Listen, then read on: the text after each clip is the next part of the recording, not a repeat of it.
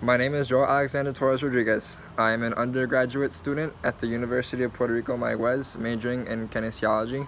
And this semester, I perform my student teaching practice at José Gautier Benítez Primary School in Mayaguez, Puerto Rico, under the supervision of Professor Diana Rodriguez Vega and cooperative teacher Mrs. Mayra Barrios. Due to COVID-19, I was given the unprecedented task of teaching a 4th grade physical education class entirely online.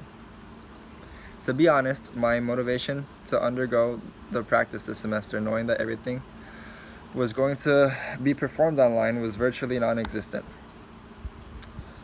And I seriously considered withdrawing to simply wait out the pandemic. However, thanks to the support system I had from my professors, fellow student teachers, and my close family, I was able to see the other side of the coin and came to terms with the idea of teaching online.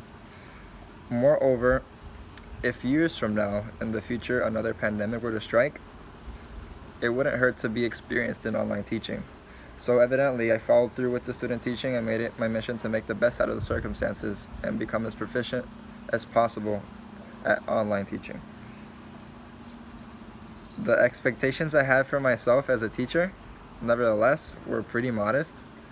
If I could manage to at least meet with the majority of my students online and get them to perform a minimum amount of physical activity each day, then I consider that an achievement given the circumstances.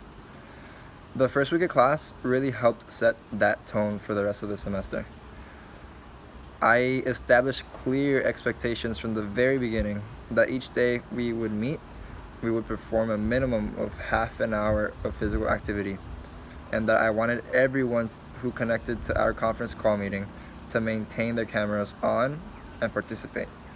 I also gave a lot of focus on achieving cognitive objectives more so than psychomotor objectives, because given that everything was being performed online, it was very difficult to evaluate psychomotor skills in a detailed and proficient way.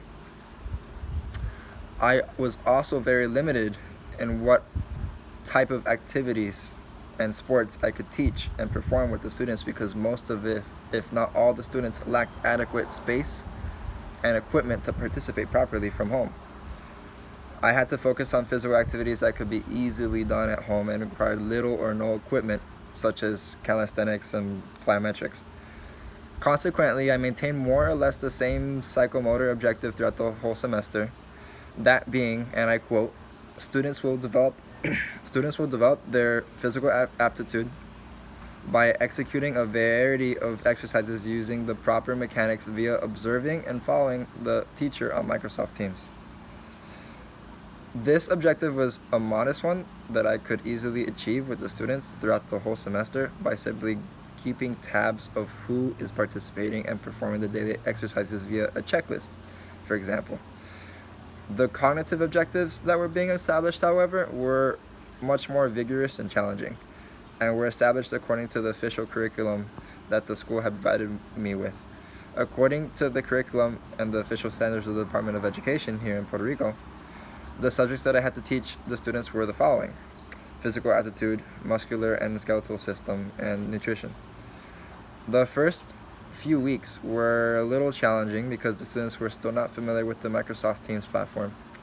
However, by utilizing a variety of different tools such as YouTube, WhatsApp application, Google Forms, and simply using the students' official school emails, the majority of the students were able to achieve the established psychomotor and cognitive objectives.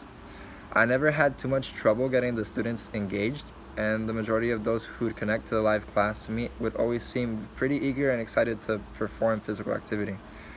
However, there were always a select few who would keep their cameras off throughout the majority of the class. And it wasn't until I started to incorporate simple modified games, such as red light, green light, or Simon Says, for example, into the daily exercises, that they eventually started to get more involved in the class.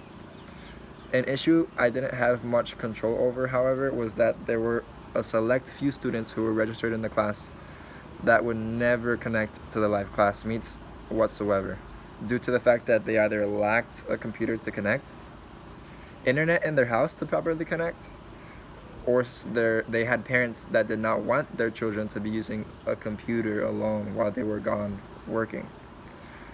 For those students who would connect, it was obvious that when discussing theoretical material in an attempt to achieve the cognitive objectives, the students really needed some visuals to help them learn the subject.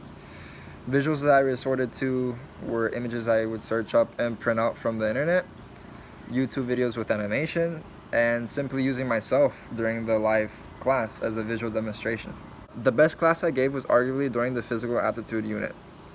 After having spent the first class of the unit teaching the components of physical aptitude, whenever we would perform the daily exercise routine, I'd verify their cognitive learning by asking the students to name which components of physical aptitude were being developed after completing each distinct exercise within the routine. For example, if we were practicing how to hop on one foot and then stop and maintain our balance on that one foot, we do a few repetitions of that, and then I ask them, what are we practicing? What components are we working here? And the students would respond back, we're working on balance, we're working on coordination, we're working on cardiovascular endurance, assuming we are jumping for a long period of time, and so on. Also, when we incorporated the game Simon Says into that particular exercise routine of that class, I gave each student an opportunity to say the cue words of the game while performing a specific distinct exercise that I'd assigned to them. This motivated those select students who normally wouldn't participate. Lastly, I also used a digital assessment after the class that incorporated images of people performing different types of exercises, similar to the ones we were performing in class. And the students had to label which components were being demonstrated in each image. By the end of the semester, the student teaching experience had gone way better than I could have hoped. And I was pretty impressed with not only the amount of learning the students achieved, but how much I progressed as a teacher as well. What really caught me by surprise, however, was how, despite everything being online, I grew immensely fond of my students, and it was very emotional for all of us when I concluded my student teaching. I think it's safe to suggest that even though everything was done online, it was a great experience, and the teaching and learning process works as long as you have an adequate strategy, adequate techniques, and adequate resources to do so.